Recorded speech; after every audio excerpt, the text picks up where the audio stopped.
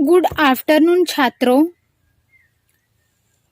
कल हमने वारिस कौन इसका आधा पाठ देखा था। तो इस पाठ में हम लोगों ने क्या देखा था, आप बताएंगे मुझे। एक राजा था, उसकी 4 बेटियां थी। बेटियों में से सबसे होशियार कौन, यह राजा को जानना था। तो उन्होंने हर एक को 100 दाने दिए, मतलब हर एक को यानी चारों बेटियों को। तो बड़ी बेटी ने क्या किया था, अपने हिसाब से वो गेहूं के दाने लाकर खिड़की के बाहर फेंक दिए थे। और जो दूसरी बेटी थी उसने चांदी के एक डिब्बी में डालकर उसे मखमल के थैले में बंद करके सुरक्षा से अपनी संदूकची में डाल दिया था।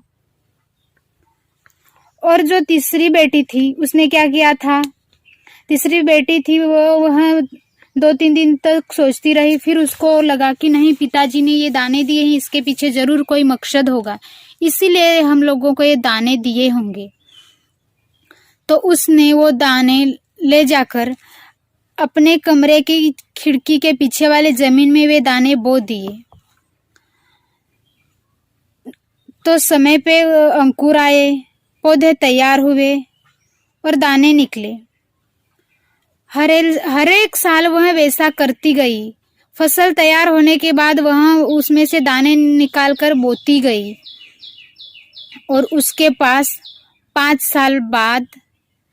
साल में बहुत सारा धान तैयार हो गया, मतलब गेहूं की फसल तैयार हो गई। 5 साल पूरे होने के बाद राजा चारों बेटियों को अपने पास बुलाते हैं और पूछते हैं कि हर एक को उन दानों का क्या किया। तो जो चौथी बेटी थी वो भंडार घर जाकर गेहूं के दाने ले आई और राजा को दे दिया। और जब राजा ने जोर से उस लड़की को पूछा कि ये वही दाने हैं, तो उसने क्या किया, पहले तो हाँ कह दिया। फिर जोर से पूछा तो उसने बोला कि नहीं, ये वे दाने नहीं हैं। तो छात्रों, कल हम लोगों ने यहाँ तक देखा था। तो आज हम आगे देखेंगे इस कहानी में क्या हुआ। तो चलो, अभी मैं परिच्छेद पढ़ रही हूँ, आप ध्यान देंगे। राजा ने दूसरी राजकुमारी से पूछा, तुम्हारे दाने कहाँ हैं? दूसरी राजकुमारी अपनी संदूकची में से मखमल के खोल वाले डिब्बी उठा लाई, जिसमें उसने गेहूं के दाने सहेज कर रखे थे। राजा ने उसे खोलकर देखा, दाने सड़ गए थे। तीसरी राजकुमारी से पूछा, तुमने क्या किया उन दानों का? तीसरी ने कहा, मैं इसका उत्तर आपको अभी नहीं दूंगी, क्योंकि जवाब पाने के लिए आपको यहाँ से दूर जाना पड़ेगा और मैं वहां आपको कल ले चलूंगी।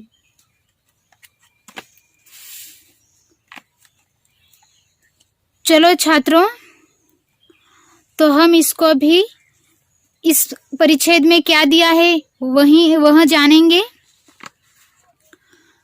राजा ने पहली बेटी से, बड़ी बेटी से पूछने के बाद दूसरी बेटी से पूछा कि तुमने वो दाने कहाँ रखे हैं, उन दानों का तुमने क्या किया? तो दूसरी राजकुमारी अपनी संदूकची में से मखमल के खोल वाली डिब्बी उठा लाई और राजा को दे दिए। जब राजा ने उस डिब्बी को खोलकर देखा तो उसमें से क्या निकला होगा बच्चों? दाने कैसे होंगे? दाने सड़ गए थे। और जो तीसरी बेटी थी उसको पूछा, तुमने क्या किया उन दानों का? तो तीसरी राजकुमारी ने जवाब दिया कि पिताजी, मैं आपको इसका जवाब अभी नहीं दूंगी, मैं इसका जवाब आपको कल दे दूंगी और जवाब पाने के लिए आपको यहाँ से दूर जाना पड़ेगा।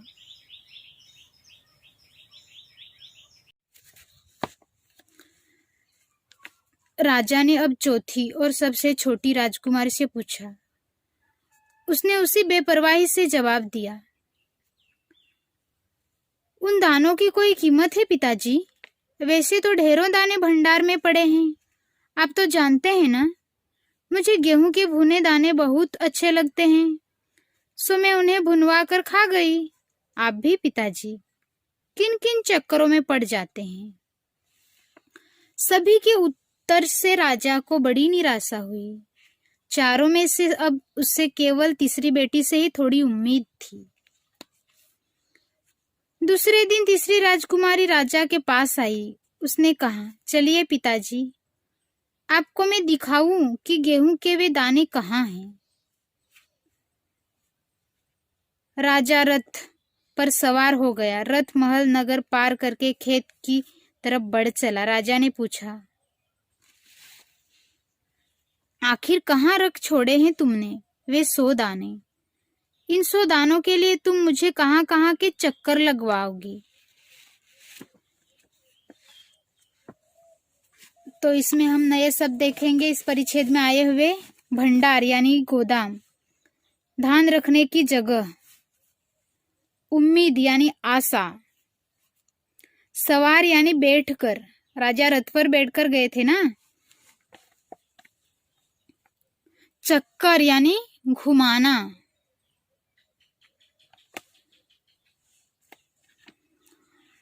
तो तीनों बेटियों से पूछने के बाद राजा ने चौथी बेटी से पूछा कि बताओ तुमने उन दानों का क्या किया? तो उसने बेपरवाही से जवाब दिया, उन दानों की कोई कीमत है पिताजी? पिताजी, वैसे तो भंडार घर में बहुत सारे दाने पड़े हैं। आप तो जानते हैं ना, मुझे गेहूं के भुने दाने कितने पसंद हैं। वह पिताजी को बेपरवाही से जवाब देने लगी। यह उत्तर सुनकर राजा को बड़ी निराशा हुई, किंतु तीसरी राजकुमारी से पूछा था कि वे तुमने दाने कहाँ छोड़े हैं, तो राजकुमारी ने बताया कि इसका जवाब आपको मैं अभी नहीं दूंगी, मैं आपको वहां कल ले चलूंगी।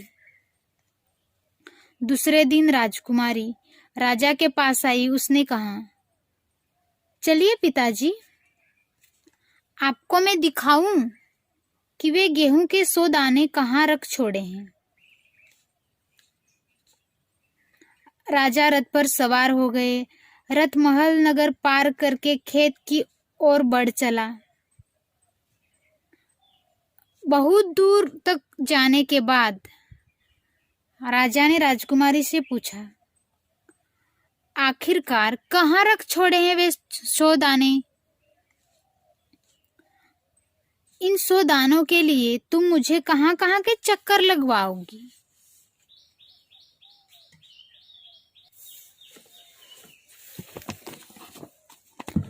तब तक रथ एक बड़े से हरे भरे खेत के सामने आकर रुक गया। राजा ने देखा, सामने बहुत बड़े खेत में गेहूं की फसल थी। उसकी बालियां हवा में झूम रही थी, जैसे राजा को कोई खुशी भरा गीत सुना रही हो। राजा ने हैरानी से राजकुमारी की ओर देखा।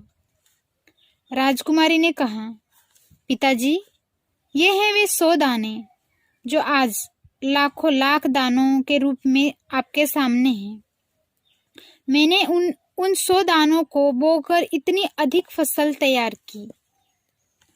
राजा ने उसे गले लगा लिया और कहा, अब मैं निश्चिंत हो गया। तुम ही मेरे राज्य की सच्ची उत्तराधिकारी हो।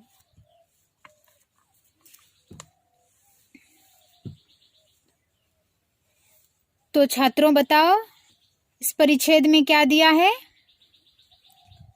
इस परिच्छेद में यह दिया है, राजा अपने तीसरी राजकुमारी से पूछते हैं कि तुम उन 100 दानों के लिए मुझे कहाँ कहाँ के चक्कर लगवाओगी? तभी थोड़ी देर बाद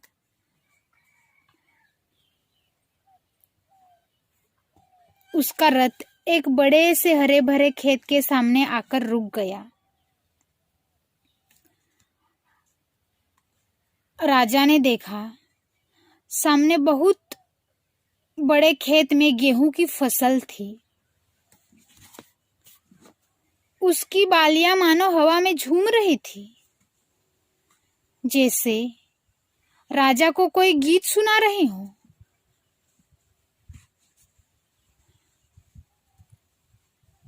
राजा ने राजकुमारी की तरफ हैरानी से देखा। उसको इतनी अधिक फसल देखकर बहुत अच्छा लगा। उनको लगा कि सही उत्तराधिकारी यही मेरी सच्ची उत्तराधिकारी है। जो सच्ची उत्तराधिकारी में जो गुण देखना चाहते थे राजा, वो उन्होंने उनके तीसरी बेटी में देख लिए और उन्होंने उसी समय निश्चिंत किया कि यही मेरे राज्य की सच्ची उत्तराधिकारी रहेगी। यही मेरे राज्य को, मेरे राजपाट को आगे ले जाएगी। मेरे बाद मैं जब नहीं रहूंगा तब मेरे राजपाट को यही संभालेगी। राजकुमार ने राजा की तरफ देखकर कहा, पिताजी, ये वे 100 दाने, वही ये 100 दाने हैं जो आज लाखों लाख दानों के रूप में आपके सामने हैं। मैंने उन 100 दानों को बोकर इतनी अधिक फसल तैयार की, यानी हर एक साल में वह फसल तैयार होने के बाद उसमें से दाने निकालकर वह बोती गई और 5 साल बाद तीसरी राजकुमारी के पास लाखों लाख दानों के रूप में वह तब्दील हो गई थी। तो यह देखकर राजा को बहुत अच्छा लगा, यानी उसको बहुत गर्व महसूस हुआ। राजा ने तीसरी बेटी को गले लगा लिया और कहा, अब मैं निश्चिंत हो गया। अब मुझे कोई चिंता नहीं है कि मैं नहीं रहूंगा या मुझसे बाद मैं जब नहीं रहूंगा तो मेरे राजपाट को आगे कौन चलाएगा। तुम ही मेरे राजपाट को आगे चलाओगी। तब राजा कहते हैं, अब मैं निश्चिंत हो गया, तुम ही मेरे राज्य की सच्ची उत्तराधिकारी हो। तो छात्रों, मुझे बताओ, इस कहानी से हमें क्या सीख मिलती है? बताओ। इस कहानी से यह सीख मिलती है कि उत्तम फल प्राप्त करने के लिए समय और साधनों का सदुपयोग करना चाहिए। जो समय और साधनों का सदुपयोग करता है वही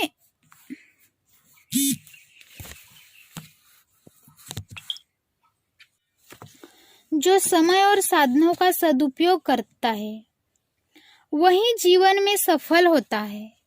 इससे हमें क्या सीख मिलती है बच्चों, बताओ। तो हम लोग जो भी कार्य करें उसे सोच समझ कर करें, या उस समय तुरंत समझ ना आए तो उस पर थोड़ा हम लोग विचार करें, जैसे इस कहानी में तीसरी राजकुमारी ने किया था। जैसे चारों बेटियों को 100 दाने दिए थे, एक जैसे ही दिए थे ना 100, किंतु उन चारों राजकुमारियों ने अपने अपने सोच के अनुरूप उन दानों का क्या किया। एक ने खिड़की के बाहर फेंक दिया, एक ने चांदी के डिब्बी में रख दिया, एक चौथी बेटी थी वो भुनवा कर खा गई। तो उन लोगों को देखकर पहले तो तीसरी राजकुमारी को भी ऐसा ही लगा कि मैं भी इन 100 दानों को सहेज कर रख दूं। किंतु 2-3 दिन सोचने के बाद यह राजकुमारी को महसूस हुआ कि नहीं, पिताजी ने ये दाने दिए हैं, ये हम लोगों को यूं ही नहीं दिए होंगे। वैसे तो भंडार घर में बहुत सारे दाने पड़े हैं, फिर भी हम लोगों को 100 दाने क्यों दिए हैं? तो तीसरी राजकुमारी को लगा कि नहीं, इसके पीछे जरूर कोई मकसद होगा। तो वह 2-3 दिन तक सोचती रही। फिर उसने अपने कमरे के खिड़की के बाहर वाले जमीन में ले जाकर वो दाने बो दिए, और हर एक साल वह वैसा ही करती गई। फसल तैयार होती गई तो दूसरे साल वह वैसे उतने ही निकाल कर बोती गई, और 5 साल बाद उसके पास बहुत सारी फसल तैयार हो गई। तो इस कहानी से हमें यह सीख मिलती है, जब कुछ ना समझ आए तो थोड़ी देर सोचना चाहिए, पर सही फैसला लेना चाहिए। जो हमारे पास समय है उसका सदुपयोग करना चाहिए। तो छात्रों, आप लोग भी इस कहानी से यही सीख लेंगे कि हम लोग जो हमारे पास समय है, हमारे पास जो साधन है, उसका सदुपयोग करके हम हमारे जीवन में सफल होने की प्रयास करेंगे।